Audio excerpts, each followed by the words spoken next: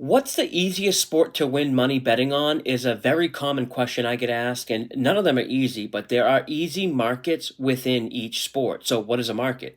In the simplest terms, a market is the different types of bet options offered by sports books. There's well known markets like point spreads, money lines, and totals or over unders. They're all technically different markets, but they can be broken down into full game markets or first half markets as well. So, the easiest sport to bet on might just be whatever sport you know more about, but there are definitely easy markets within each sport, like player props and future bets. These are considered soft markets or low hanging fruit. There's a reason why sports books have much smaller bet size limits on player props compared to what they will allow on full game point spreads, say.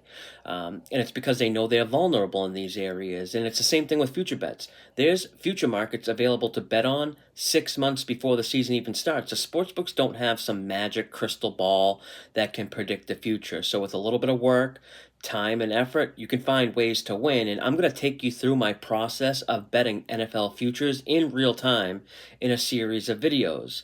Now, I've done really good with both props and futures the past 5 years. I publicly shared all my future bets inside the Betting Network Discord the last 5 years. Won over 21 units in MLB last season, up over 51 units total in baseball. NBA up over 50 units total. This current NBA season, as of now, I'm up 20 units with an MVP bet pending on SGA. I nailed Coach of the Year on Kenny Atkinson at plus 2,200 odds. That was a big one there. I won 26.7 units in NFL last season. And I know it looks like I'm bragging right now here, but I'm making a point about soft markets.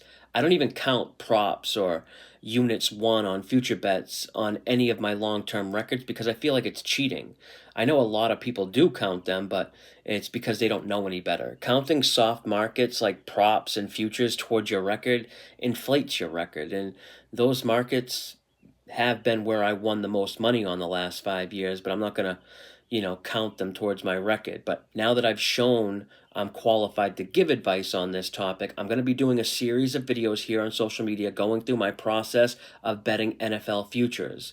The 2025 official team schedules were released last night, but I've already started working on NFL. I'm going to share my win total projections, my strength of schedule, talk about how I come up with them, talk about everything from regular season win totals to division and conference championships. I'm excited to start this series, and if this is something you are interested in seeing, let me know with a like or a comment, and definitely make sure you're following me or subscribe so you can see when I upload the first installment, which should be in like the next day or two. But that's it for this one. Until next time, good luck with your bets.